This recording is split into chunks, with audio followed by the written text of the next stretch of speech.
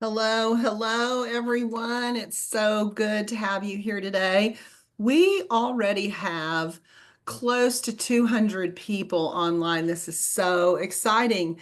I think we had over 500 people register. So this is going to be a big webinar with lots of great information from our speaker today. It's a full event. So exciting. Look, we're up to look at that, getting past the 250 mark. So super excited.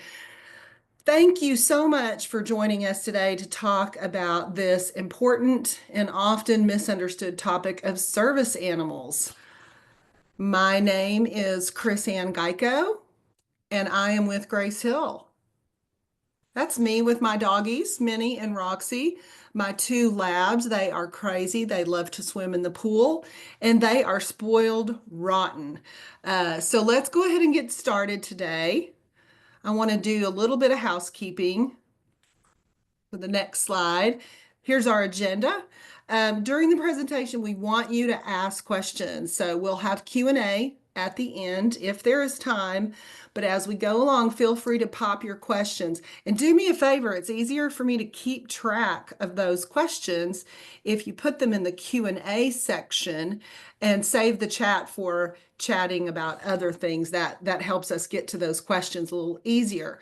We will have our team monitoring and we'll do our best to get all of your questions answered. So moving along, most of you are probably familiar with Grace Hill already. And you can go to the next slide, Katie. Thank you. You may associate us with industry training, which is what a lot of people associate us with, training and policies, but we are so much more than that. Over the past few years, we have increased our technology offerings for the industry, including a very recent acquisition of RealLink video and virtual leasing tools. That was this past September. And we have a lot of solutions that improve the performance of your teams, your property, your company. In addition to training and policies, we have mystery shopping, employee and resident surveys, tenant surveys for commercial, and now with RealLink, we also have a full suite of solutions for marketers, including resident surveys, reputation management, and unit level video tours, live tours, and 360 tours, all with approval workflow. So if you haven't checked out the RealLink features, do that. It's an awesome way to market your property and increase your resident retention and shorten your lead to lease times. Last year, we added Gracie, our AI chatbot. And we've had phenomenal response on that from our customers. Gracie answers policy questions from your team so they don't have to search. So you can just open it up, pop in your question, and Gracie will populate a quick answer for you, which is great when you're working on site and things get super busy. These solutions all come together in our new Performance HQ platform with real-time analytics, and coming soon, we're going to expand that to include our new Performance Intelligence Plus product that automatically delivers actionable insights and recommendations. So you can highlight these things to your on-site teams so they can improve and drive elevated performance. So let's go ahead and get started today. I want to tell you a little bit about our speaker. I have with me today Katie Rigsby. She is a consultant and a multifamily maven. She's got over 25 years of experience in residential property management. She is a certified apartment portfolio supervisor, certified apartment manager, certified apartment leasing professional, and a licensed Louisiana realtor. She is also the president and CEO of Katie Rigsby Inspires LLC and an NAAEI advanced facilitator. We are so thrilled to have her with us today. I will turn it over to you now, Katie. Thank you so much, Chris Ann, and thank you to the Grace Hill team for allowing me this opportunity today. I'm so excited to see how many people from all over the country are here today. I saw Texas, I saw New York, I saw Virginia, Washington, California, Tennessee, Illinois. I'm from Louisiana, I'm in New Orleans. Shout out to all those Hoodats, but I'm excited to see all the different people that are here in today's session. Not only is today an important day because we're talking about one of the biggest topics that we have in fair housing, but it's National Fair Housing Month. And so we're celebrating today. A little bit of what you can expect from today. First and foremost, I'm not an attorney, so I can't give you legal advice, but what I can give you is my experience, the case law that I've studied, and my opinion based on what I've learned in the industry and all of the research that I've done. We're going to learn today the legal definition of what a service animal and an assistant animal is defined as under the Fair Housing Act. We're also going to define the difference between the Americans with Disabilities Act and the Fair Housing Act. A lot of times those get confused and sometimes the waters get a little muddy. And so we want to make sure you have some clarity there. And then we're going to give you some best practices for handling your request for accommodations, making sure that not only you're using the right language, but you're in compliance with the law. We're going to differentiate some today between what is law and what is guidance. I think it's really important to set you up for that right now, that there are specific things that we have to do because it's law. And then there's other things that HUD says, hey, we suggest this. And if you do this, it's likely to keep you in the best position, but it's not necessarily law. So I do want to be clear about that and share that with you. So why is this topic important? Of all the fair housing topics to talk about today, why did we choose this one? Well, I have some important statistics to share with you, but before I do that, let's take an audience poll. I want to know, what percentage of fair housing complaints do you think were made on the basis of disability discrimination? You can scroll down on the poll. It's launched on your screen. Your options are 32.68%, 47.12%, 52.61%, or none of the above. Hurry, hurry, and get your vote in. You want to be included here.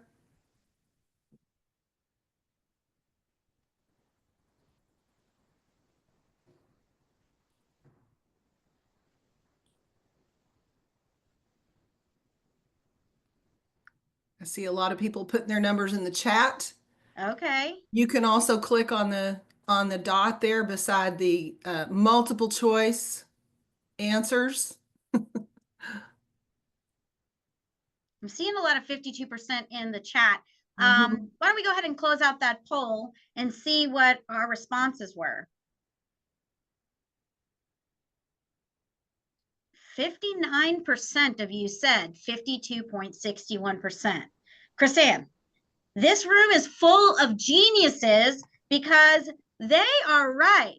And those of you who said 47.12, you came close.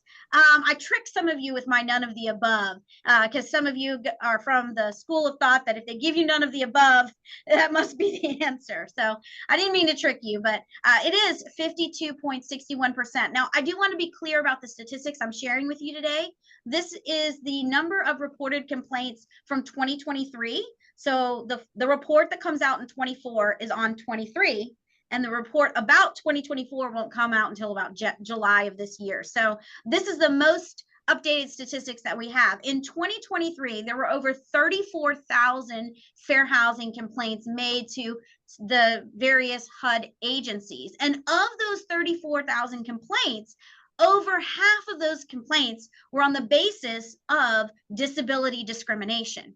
Now, why is that an important stat for us today? Well, because if we want to reduce the likelihood of a complaint, this is one of the best areas to do that with, because we can see that most of those complaints are coming from disability. So I want to focus on making sure myself and my team is educated in that area. And in fact, of those 52% of those complaints that were based on disability, 47.1% of those were on the basis of someone being denied a reasonable accommodation. And so we're going to drill that home for you today. Make sure everybody's up to par and they're well versed on this topic by the end of this session. There's just a few key terms that I want to share with you, because as we go through today's session, you're going to want to make sure that you are aware of what these mean, but also specifically the definition of disability as it's defined under the Fair Housing Act. It's vital that you know this definition, because as we start verifying someone's disability and making sure that our documents are in compliance with the law, this is the definition that they utilize. And so we want to make sure we have that definition. So a physical or mental impairment that substantially limits one or more of a person's major life activities. And so then we have to know what is a physical or mental impairment. The way it's defined is there's an array of things that could be a physical or mental impairment, but essentially it's anything that would substantially limit one or more major life activities. So a substantial limit to those major life activities. And then you got to know, well, what's a major life activity? So again, that's a whole slew of things that could be listed there, but essentially if it affects somebody caring for themselves, taking care of themselves, working, walking, talking, those are all things that are covered under the Fair Housing Act definition of disability. And then the last definition that's key for you guys to know, the last key term today, is reasonable accommodation. That's what we're talking about today. And I want to make sure that you guys understand that when it comes to a disability and someone needing some sort of exception to a policy or procedure, that's an accommodation. We also have reasonable modifications. That's when we're actually making physical changes to the property. But today, when we're talking about animals and essentially assistance animals, what this applies to is a reasonable accommodation. That's a change, exception, or an adjustment to a policy. So for instance, your property is a no pet community. You don't allow pets, but someone needs an assistance animal, you would be making an exception or an accommodation to that policy by allowing that animal. So now that we kind of have those basic things under our belt, let's talk about the difference between ADA and FHA. So the ADA is the Americans with Disabilities Act. And while it is not a housing law, it is a law that applies in general to public places. So the types of housing that are covered under ADA are public entities like state and governments, and also university campuses. But Title III of ADA affects public areas and common use areas, and that's where our general housing falls into play. So while the ADA is not a fair housing law, fair housing recognizes ADA and says, okay, we're going to abide by the ADA guidelines and we're going to step it up a notch and we're going to add some additional guidelines ourselves. And so it's really important to know that the Americans with Disabilities Act is a separate law from the Fair Housing Act. The Fair Housing Act says, hey, if you're a housing provider, you're going to have to abide by the Fair Housing Act and recognize ADA. So you'll see a little bit of overflow between the two. So the Fair Housing Act essentially applies to all housing, and it pertains to not only common areas, but the interior of the apartments themselves. And essentially what it says is that if someone has a disability and needs some sort of accommodation to allow them equal enjoyment or opportunity at your community, then by law, you would have to allow that accommodation, provided it's not going to create a financial or administrative burden. So now that we have a little bit of an understanding of the difference between the Fair Housing Act and the Americans with Disabilities Act, let's dive into ADA a little bit. Let's make sure we have a good understanding about it, because the definition of service animal is what's pulled from ADA and used in the Fair Housing Act. So we need to understand what a service animal is. Under the Americans with Disabilities Act, a service animal is a dog that performs a task or is trained to work for a person with a disability. So under the under the ADA, a service animal has to perform a task or do work for an individual. Now, service animals are working animals. They are not pets. We can't call them a pet. We can't consider them a pet. And they are required to work or do a task that they've been trained to do. Now, the training doesn't have to be done by a professional. Their handler could have trained them, but it's something that they specifically do to assist this person with a disability. Under the Americans with Disabilities Act, it specifically says that a dog whose sole function is to provide comfort or emotional support is not a service animal. Now, before you all run away and say, oh, Katie says we don't have to allow an animal if it's not a service animal. That's not what Katie's saying. What Katie's saying is under the Americans with Disabilities Act, emotional support or comfort animals are not service animals. Under FHA, they are assistance animals. So it's really important to know the difference because the way we verify is different. So we want to make sure we have good clarification there. Now, interestingly enough, under the ADA, there is one caveat to that dog rule. There are some special circumstances where a miniature horse may be allowed as a service animal. There's some criteria that have to be met there. Today's not about miniature horses, but I just want you to know that service animals are dogs or, in rare circumstances, could be a miniature horse. So people with disabilities have the right to train the animals themselves. They're not required to have a certification. Also, you may be surprised to know that a service animal is not required to wear a vest or have an ID tag that says service animal, and it's not required to have a specific harness. However, the individual who is handling them or utilizing them as their service animal must have them under their control at all times. And this animal is not exempt from public health requirements or local animal control guidelines. One thing to point out is that some states and municipalities do have registration lists for service animals. Here's the thing about that. By law, if every dog in the area is required to be licensed and have a registration, then that would be the same for a service animal. But you cannot, by law, just make service animals be licensed and registered. So very important to know that difference. And again, the animal must always be under the owner's control. If it's not harnessed or leashed or tethered because of the person's disability, they have to have voice control, signal control, or otherwise have some sort of effective control over the animal. So it's really important to understand that the Americans with Disabilities Act has clear definitions of what a service animal is. And that brings us to the Fair Housing Act and what it says about ADA. So I'm going to share with you a guidance that came out in January of 2020. Some people missed this because something else was going on in January of 2020. If you don't remember, a little thing called COVID, some kind of deterred or detracted from this. But in 2020, HUD released guidance on how to handle requests for accommodations, specifically with assistance animals. And so I've given you access to this document on my resource page that's on your handout, but also you can access this document via the HUD website. But in general, here's what the document says. It explains your obligations as housing providers. It provides the guidelines for the two different types of assistance animals recognized under the Fair Housing Act. And it talks about the fact that persons with disabilities do have the right to request a reasonable accommodation. And then it gives you some guidance for assessing those requests. If you have not read this document, I highly recommend you download this document today and you begin to review it. It's great bathroom material, guys, next time you're in there for a while.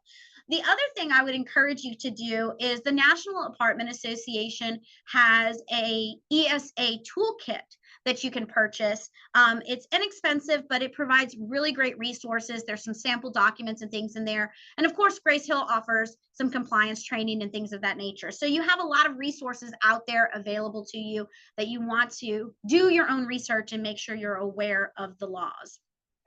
So under the Fair Housing Act, there are two types of assistance animals. So the Fair Housing Act uses the term assistance animals as an umbrella term. And that umbrella term includes service animals as defined by the ADA, and then all the other animals that are accepted that either perform work or provide assistance, such as comfort or emotional support to a person with disabilities. So under the Fair Housing Act, those are all covered and we call them assistance animals. So you'll see me or hear me use that term as an umbrella term today. So doggone it, do I have to approve a service or assistant animal at a no pet community? Well, the short answer is yes. However, the person has to qualify for that animal, right? So, yes, if you have a no pet policy and this person is disabled and has a disability related need for the animal, you would need to make an accommodation or an exception to that policy. So let's dive into this document a little bit and talk about some of the things that are required for verification of a service animal. Now, remember, ADA defines a service animal as a dog. And so for this guidance on approving or reviewing a service animal, that's what we're talking about. So the first step to determining if the animal is a service animal is it a dog? You know, if it happens to be a miniature horse, you need to call your attorney and go through the special processes of verifying that that's a legitimate request. But in general, is it a dog? If the animal is a dog, then we go on to our next step of verifying the next phase of a service animal. If the animal is not a dog, that does not mean that you deny the request for an accommodation. What it means is it's not a service animal, and so it's going to possibly be one of the other types of assistance animals, but we can't call it a service animal. The second step is if it is a dog, then we ask ourselves, is it readily apparent that the dog is trained to do work or perform a task for the benefit of a person with disability? So can I see, or have I witnessed, or am I aware that this animal performs a task or works for the individual? Now, here's the thing about a service animal. You're limited on the verification process, which is why it's really important to determine if this is a service animal, because service animal has limited verification. All the other types of assistance animals, you have more opportunity for verification. So here's what the guidance says from HUD. Now remember, this guidance from 2020 is not law, but it is guidance to tell you, hey, if you're doing these things, you should be well within the law, right? So we want to pay attention to that guidance. So it describes in this document what it means for an animal to perform a task or to do work. It gives you some examples. And then it goes on to tell you what it means that they are actually working. So if there's at least one action that the dog is trained to take to help them as a person with a disability, it is considered a service animal. However, under ADA, if they're not trained to perform a task or work, and they're only there for emotional support or comfort, it's not a service animal, but it could be one of these other animals. Okay, so we just want to make sure we're very clear on that. So if we've determined that if the person says that it's a service animal and it is a dog, there's a couple of questions that we can ask. Really, it's just two questions that we can ask if they're telling us it's a service animal. The first question is the animal required because of a disability? And number two, what work or task has the animal been trained to perform to assist you with that disability? And here's the thing. If the answer to either one of these questions is yes, it has been trained and it's for a disability, we need to grant the request for the accommodation for a service animal. And the guidance says that no further inquiries should be made. And the reason it says that is because under the ADA, those are the guidelines. And so the Fair Housing Act is trying to honor that. And HUD is saying, look, that's going to keep you out of the most trouble. Again, this is guidance, but I just want to be clear. Under the ADA says these are the two questions you can ask. And so the Fair Housing Act and HUD are saying, or HUD is saying that we should honor that.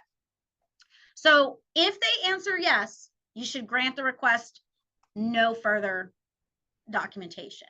If the answer to either one of these questions is no, then you do not have to allow it as a service animal, but it doesn't deny them. It just says, okay, now we're going to look at it as a possible assistance animal where you are able to get more verification. Okay. So service animal provides limited verification under the Americans with Disabilities Act. Fair Housing Act recognizes the Americans with Disabilities Act, and you're encouraged to follow that guideline. And then in general, the ADA does not have specific penalties for service animal fraud.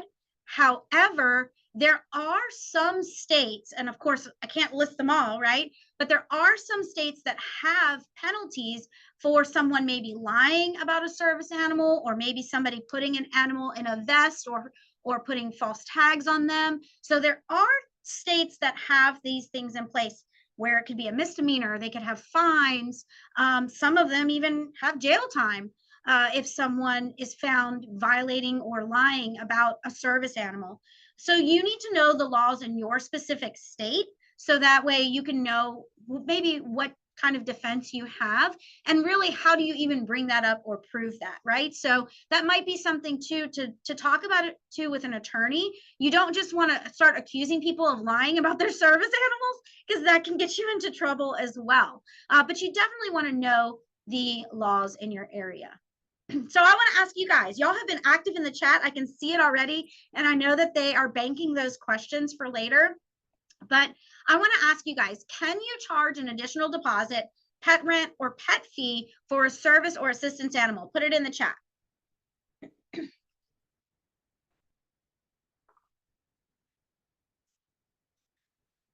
Oh, Chris Ann. Oh my gosh, like I said, they're all geniuses. These are well-trained folks. Look at that. Somebody said apparently no. Apparently. They are well convinced at this point. Very good, guys. So here's the thing. Remember that once an animal is deemed a service or an assistance animal, it is no longer considered a pet, right? And so if we don't have a pet, we don't charge pet rent. We don't charge pet fees. So we got to keep in mind that once we've deemed that this animal is necessary for someone's disability, it's no longer a pet, which is why we encourage everyone to have animal addendums and not pet addendums, because while we can't charge pet rent, pet fees, and things like that, we can require that they clean up after their animal, that their animal is not aggressive or a nuisance. Those are all things that can be required. But if I have a service or an assistance animal and you have a pet addendum, that doesn't apply to me. I don't have a pet. So we want to make sure we have animal addendums so that the guidelines that we want for all animals are applied to all animals, not just pets. Very good, guys. So now that we know what the Americans with Disabilities Act defines as a service animal, let's look at Fair Housing Act and what it defines as an assistance animal. So remember, this is an umbrella term, and so it includes service animals that work and perform tasks, but it also includes any other animal that assists or provides therapeutic, emotional support for individuals with disabilities. So this is where you get those additional animals. So for instance, people may call them service animals. They may call them emotional support animals. They may call them a guide dog, a companion animal, a therapy animal, a comfort animal, a psychiatric service animal. Whatever they call it, you better not call it a pet, because once it's been deemed that this animal is necessary for someone's disability and there's a disability-related need connected to that animal, it is no longer a pet. So very important to remember that. Reasonable accommodations do have to be made to land and zoning laws, homeowner association rules, co-op rules, condominium rules. So if someone is in need of assistance animal and housing, the fair housing law does state that accommodations may have to be made to those guidelines. Additionally, assistance animals are not required to have any kind of formal training or certifications.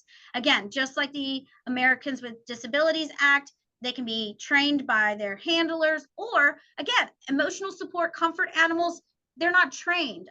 Look, guys, I can't train my boyfriend to be emotionally supportive. How are we going to train an animal to be emotionally supportive? It just doesn't happen. So it's not required by law. A person with a disability is responsible for caring for the animal, providing veterinary care, feeding them, and also having them under their control. Now, if the person with the disability is unable to feed, maintain, care for the animal, they could have someone else do it for them. But the animal still has to be cared for and maintained. So let's talk about the HUD guidance from 2020 regarding further assessing assistance animals. So we've identified whether this was a service animal or not. So now let's talk about what happens when it's not a service animal, but we're not quite sure what we should do next. So we've deemed that this animal is not a service animal. And so now we're going to ask ourselves, does the person have an observable disability, or do you have working knowledge of a disability? So maybe you can't see the disability, but you're aware of it because you've witnessed it, or because you have knowledge of it because somebody else has told you. Maybe they have a person like a caregiver or somebody who is with them often. That would be working knowledge. If someone's disability is observable, or we're aware of it, we have working knowledge of it, the law states that that is verification enough. So there's no need for me to verify that someone in a wheelchair is disabled. I can see that, right? So we want to make sure that we understand that if the disability is observable, no verification on the disability should be done. Now, I might be able to see their disability, but not see the connection between their disability and this animal. I can verify the need for the animal, but if I can see the disability or I'm aware of the disability, that's verification enough. We should never be documenting the nature of someone's disability, though. We want to refrain from asking people what their disability is and just sticking to that definition of disability under the Fair Housing Act and asking them if they meet that definition. So let's say that they do not have an observable disability. The question then becomes, well, have they asked for this accommodation? Remember that just because someone has a disability doesn't mean that we have to make an accommodation if they don't ask for it, right? So we want to make sure, and they may not use the word accommodation, but they may be saying, I have a 40-pound dog, you only allow 20, and I have a disability. They don't have to use the word accommodation in order for you to start that process. So if they haven't requested for you to make an exception or to allow this animal, then you move on. But if they have requested it, then you can't observe their disability. Now you can get verification for their disability. And there's a couple of different things that HUD says would be acceptable as verification. Now, remember, we're looking at their guidance now. So, of course, if someone's determined disabled by a federal or state agency, if they have a letter stating that they're disabled, then from a state agency, then that's proof enough. If they're getting disability benefits, that's proof. However, just because they're not getting disability doesn't mean they're not disabled. So another way you can verify it is confirming the disability with a healthcare professional, like a physician, optometrist, psychiatrist, psychologist, a nurse practitioner. These are all people who can provide that verification. Now, let me be very clear. What happens more often than not is that people attend these sessions and then they start doing what they think they should be doing, which is great. But the problem is not everybody with their company is doing the same thing, and their company doesn't necessarily know they're doing it. So here's what needs to happen. Every company needs to have a written policy on how do we handle requests for accommodations and modifications, and when do we verify and what do we verify, so that Chris-Ann isn't being, empathetic Emily going, oh, I feel so bad for you, and just giving them whatever they want. And Jennifer's being, a stickler and saying, oh no, I have to have verification here, here, here, and here. And, being a researcher trying to determine if it's legitimate or not. So your company has every right to do a verification process, but they better have that verification process in writing, and both their employees and the person's requesting the accommodation or modification better know what that process is. So we want to make that very, very clear. If you work for a company who says, look, if somebody says that they're disabled, just document it in the file and move on, then that's perfectly legal.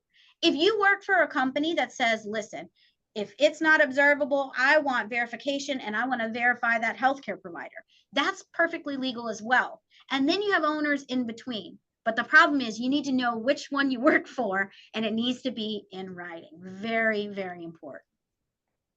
So if the person requesting the accommodation is seeking if the person has not made the request, then there's nothing to do. But if they did make the request and you can't see that their disability is observable, you can verify that it's observable, and you can ask them to go through the verification process. But you need to know what that verification process is. You must have a process in place. So did they provide you with something that verifies that this animal is necessary for their disability? If they haven't provided that, then you have every right to ask for something. So the guidance goes into, okay, well, what would be reasonable information for me to obtain? Supporting information from a licensed healthcare professional, someone who is aware and has worked with them, but also verification that not only do they meet the definition of disabled, but there's a connection between their disability and the animal they're requesting. So if that's not clear visually, then you have every right to document that and verify that. Now, some of you are going to say, well, what about the letters from the internet? Well, here's the thing. What the guidance from HUD says is that if a person brings you in a certificate or registration or document from the internet, from a site that you know is just one of those pay to play kind of sites, what the guidance says is that you should not deny the request solely on that document, but that you have every right to go further with your verification. So it shouldn't be an automatic denial. It should be, well, wait a second, we need more information about this. So what are some of the things that you can ask for or to verify this information? Number one, if they give you something on letterhead, confirm the letterhead, because I can make you 12 different letterheads in about 10 minutes, right? So confirm the letterhead. Make sure that the information for the healthcare provider is on the document, their contact information, their signature, and even their licensing number. And you can even look up their license with the local registry, the mental health board, or the medical board in your area to determine that license is legitimate, if that's your company policy. What you don't want is somebody just in your office taking the letter as proof and another person going 3 steps further and verifying licenses, and then you're having a problem because you're not being consistent. So we want to make sure that our companies know what we're doing and that that's the process they want us to use. So the housing provider should assist the person in completing the paperwork and doing the process for getting an accommodation. If someone comes to you and says, hey, I have this animal and I want to have it in my home, and you say, okay, well, that's going to be a pet fee and we got to sign a pet lease, and they say, oh, well, it's my emotional support animal, then you go, okay, well, we have a process for that, and it's your job to help guide them through that process. And that's when you're going to share with them, hey, these are the things that we're going to look for, and this is what's acceptable. So you always want to have that guidance so that way they know what's coming and there's understanding on both sides. Make sure that you guys have something in writing for both your on-site teams and the person's requesting a accommodation. All right, here's another question for you, Smarty Pants. So can you deny a request because it was not submitted in writing or because they did not use your specific forms?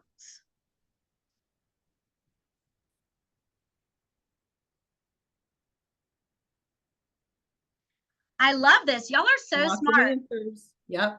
Y'all are so smart. You're right. You're right. Here's the thing. A request can be in writing or orally.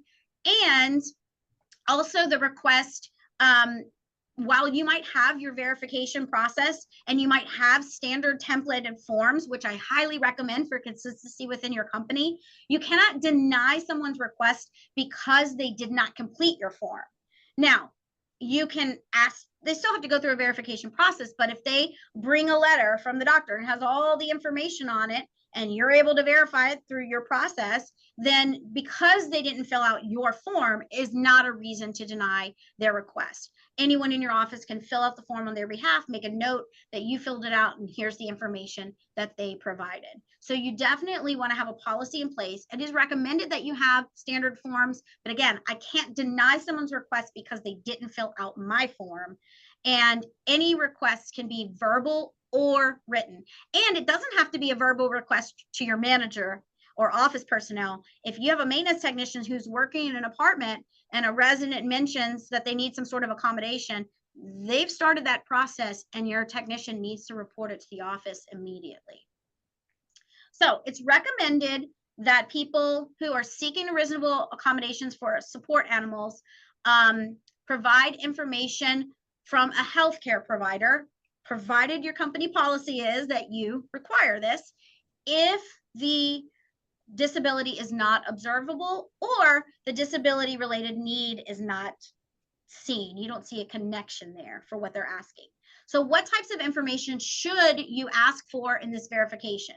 Number one, you should have the Fair Housing Act's definition of disability on that documentation, and you should ask them, does this person meet this definition? The other thing is you can ask them whether the patient's impairment substantially limits at least one or more major life activities. Again, I can't ask them the nature of the disability, but I can ask them if they have a physical or mental impairment and if it limits them substantially.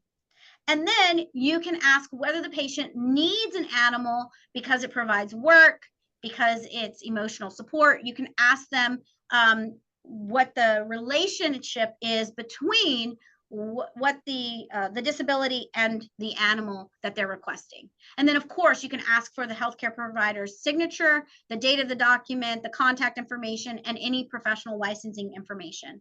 Let me say this, years and years and years ago, we used to have a question on this form saying, would you testify in court? You should not have that on your verification forms any longer. That has been proven to get people in trouble. If you do have that on your form, the fact if a doctor or healthcare provider says that they wouldn't testify in court is not a reason to deny a request. Let me just be very clear for that, because I know that there's still some out there. So if the person requests something that's not the typical animal that would be kept in the home, like a dog, if it's not a dog, a cat, a bird, rabbit, hamster, gerbil, then you could go further with your verification and ask, when was the last time that this physician or healthcare provider consulted with the patient? What are the unique circumstances that require this unique animal? And does the healthcare professional have reliable information about this specific animal, or that they specifically recommend this type of animal because of this person's disability? So you can go a little bit further if it's a non-traditional animal. This is good, Katie. Thank you. There were lots of questions about that. And I was like, she's probably going to get to it. Yes, yes. Okay, good. Because here we go. Doggonit, do I have to allow assistance animal that's not a cat or dog? Okay, here we go. The guidance actually talks about this. Now, a lot of companies, they have policies where they charge a pet fee for like cat and dog, but they don't allow birds, or they don't allow reptiles. Or maybe they allow cat, dog, bird, but then they don't allow, rodents and things of that nature. So let's talk about the guidance. Now, remember, guidance, but I think we should pay close attention to it. It specifically addresses this. It says, look, if an animal is typically kept in a household, if it's typically domesticated, then you should allow it. So that would be anything from small birds, dogs, cats, to gerbils, rats, fish, turtles, any other small domesticated animal traditionally kept in the home. However, if someone's asking for, the way they state it is a unique animal. If someone's asking for a unique animal, you shouldn't just automatically deny it. So if they want their pig or their chicken or whatever, you shouldn't just automatically deny it. What you should do is learn more about why they need that particular animal. Because sometimes people do have specific allergies that don't allow them to have a traditional animal in their home. Sometimes, for instance, that's why ADA recognizes miniature horses in some cases, because some people are allergic to dogs. Horses live longer than dogs, and miniature horses can be trained very easily, just like a dog can. So there's some certain circumstances. Capuchin monkeys are a lot of times used for persons who are paraplegic, because they'll help in getting things and doing tasks. And so there are times when these unique animals are necessary. And so just extended verification is needed. And again, I would have good legal counsel that I am referring back to. So that way we never deny the request immediately. We always see, is there something else that can be done? Is there another way that we can work with them?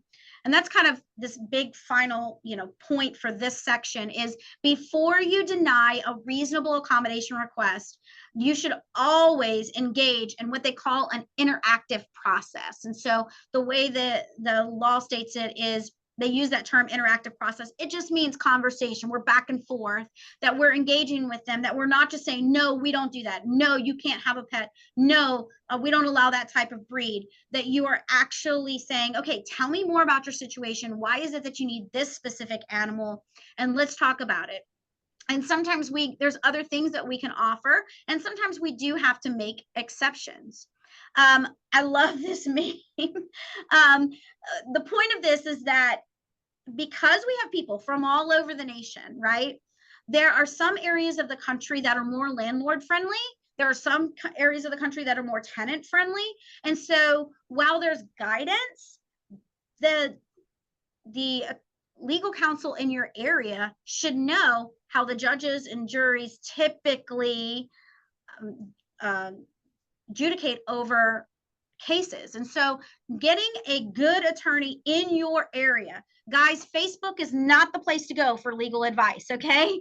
Don't go there, because the people in your area may not know what's going on in this other area. So we want to make sure that we're going to the right sources when it comes to things like this, because it can get us into a lot of trouble.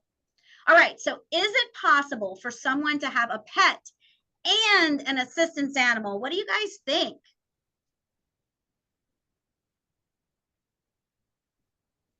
Absolutely, right? Because if a person is deemed disabled and they have a disability related need for that animal, it's no longer a pet.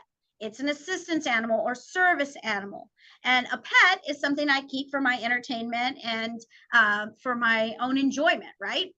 And so it is definitely possible for you to have both an assistance animal and a pet. Now, I see Ricardo says, but we can charge for the pet, right? Yes, Ricardo, you can charge for the pet. So you can't charge for the assistance or service animal, but you can charge for the pet. Absolutely.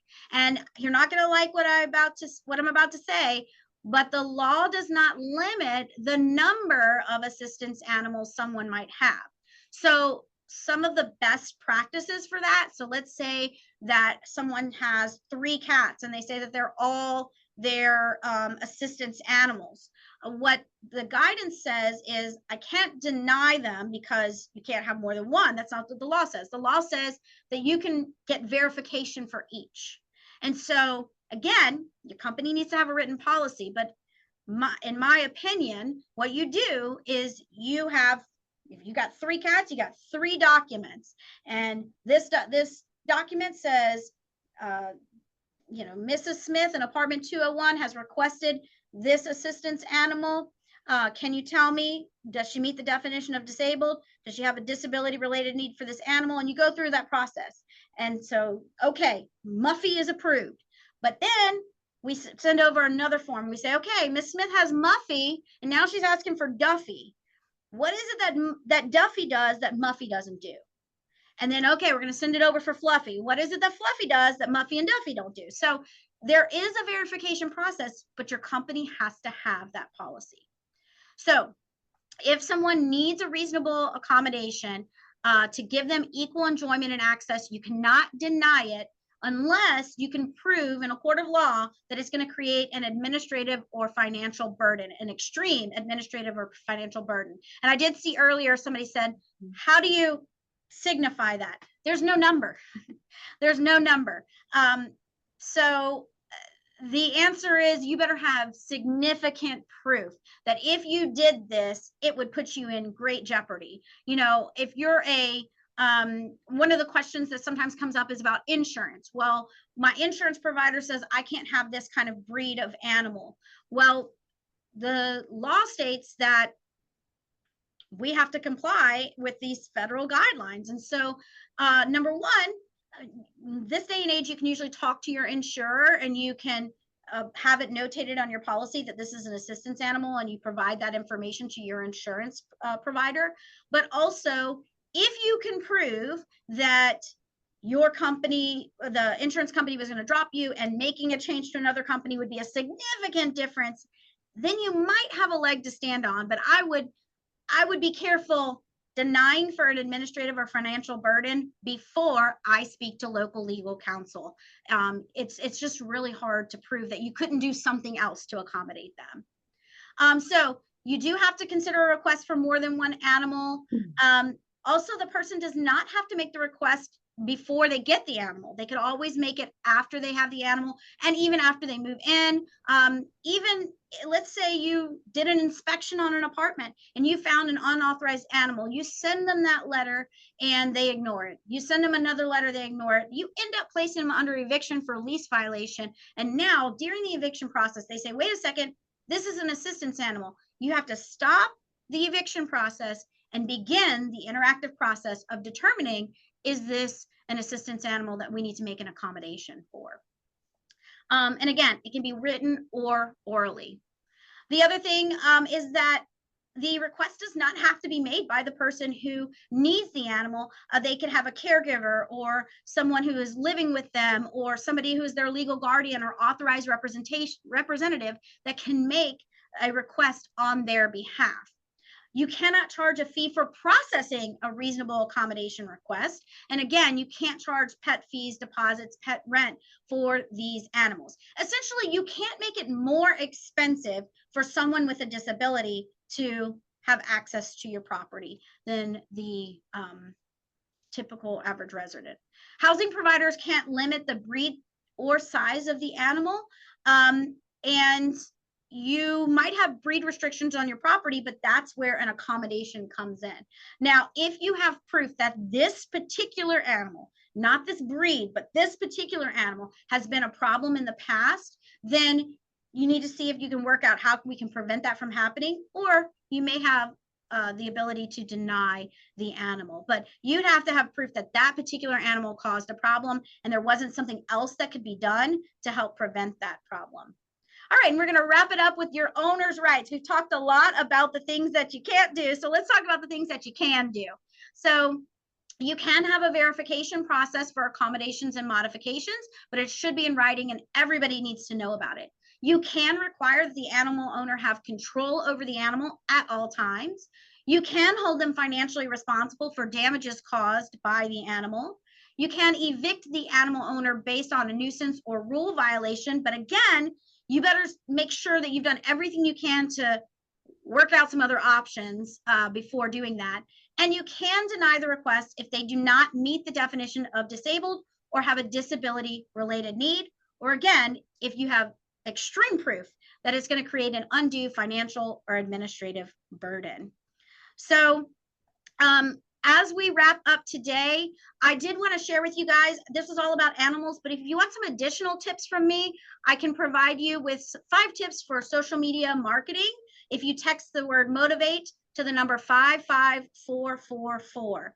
I'm going to turn it back over to Chris Ann because I know we have some questions. And so Chris Ann, it's all you. Yeah, you know, I think you ended up, I have been scanning through both the chat and the Q&A. It looks like you've handled the majority of the questions at some point throughout you picked up a lot in that last part about dog, you know, a dog that's not on the leash, not picking up, making, you know, all the violations. That handled a lot of those questions.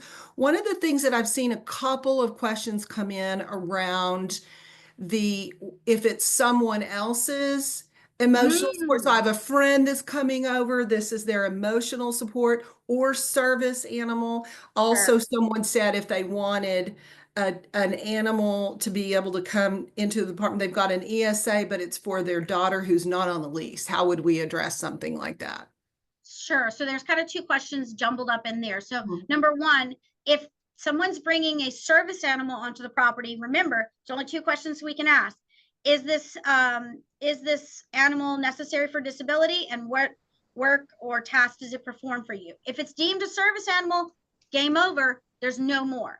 If it is not a service animal, but they're saying it's an assistance animal, emotional support animal, something of that nature, then the next thing would to remember is that the law does say that people have to have what's called visitability, meaning that I have to be able to allow my friends and family to visit my residence, and so, or their friends and family to visit the residence. And so, if you have someone who's bringing an animal into the apartment, and you're like, hey, we don't allow animals unless you've signed a pet lease, and they're like, oh, well, this is the assistance animal, you have every right to go through that verification process. But you would need to allow them to have the animal, because if they're necessary for someone's disability. Chrisanne, I like to say it like this: an assistance animal, consider it like an extension of someone's body, right? And so if I had lost my leg and I had a prosthetic leg, you wouldn't charge me extra for it. You wouldn't tell me I couldn't take my leg certain places with me, right? So once you've deemed that this person has a disability and they have a disability related need for this animal, then you allow it. You allow it. Right. That's a good point to remember. And then one more thing, I've seen a few questions come in about if they've had brought this animal in and now they're coming back. So let's say they've lived there for a while, they paid their pet deposit. Now they're coming back saying, this is an emotional support animal. Do you have to refund the fee right then? The fees that you've charged? Yeah, that's up for debate. That's up for debate. Um, I, in my opinion, best practice would be to refund a deposit if they've paid that. If it was a non-refundable fee, then in my opinion, it would be that they paid that knowingly and willingly. And so that would be a no, but I would always check with my local legal counsel. Here's the thing: owners have what's called a threshold of liability. Is it worth me keeping this $300, $500 to just be like, no, it wasn't a pet, it was a pet when you moved in and now it's something different? Or do I want to risk denying that and being sued for Right. hundreds of thousands, if not millions of dollars? So Yeah. that's an ownership Yeah. decision, and get legal counsel. Yeah. And as a supervisor in the past, I would have said, well, go walk the unit first. Yeah. And I can help you make that decision real easy because if the unit looks nice, I'm going to go, fine, just do the refund. Yeah. It's not a big deal. If it's trash, then I'm probably going to call the attorney and go, okay, we might have a problem. Yeah. Yeah. Anyway, Sure. this has been great. I did put something in the chat. We're going to put together some frequently asked questions to be distributed after this. So stay tuned for more. Um, if you have not registered, we have our Performance Summit coming up in October. It's going to be so much fun in Fort Worth. We're going to do all the fun Fort Worth cowboy things. So you've got till May 31st to get your early bird registration. So do that. It's going to be great. We're going to have keynote speakers, fun entertainment events, lots of education and networking. So we would love to have you there. And the next slide I'm going to tell you about, we are giving away, because you joined today, you're entered to win a customized coaching and consulting session with Sue Geyer, Foundation of Thrive for Success Consulting.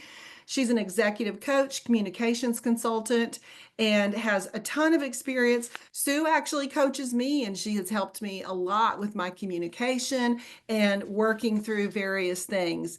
So this is one winner. We'll meet with her. Examples to consider include executive coaching for 6 months. For one person, a leadership team that you can work with. She works with our team too. The value is $10,000. So thank you so much. And then don't forget, we have our next customer webinar that we do where we come on and tell you about all the things that are coming July 29th. And please, please, if you're at these upcoming events, come and stop by and see us. We would love to see you and just visit with you about all things related to property management. Thank you so much for attending, everyone. Thank you, everyone. Thank you, Katie. It was great. Thanks. Thank you. Bye. Bye-bye.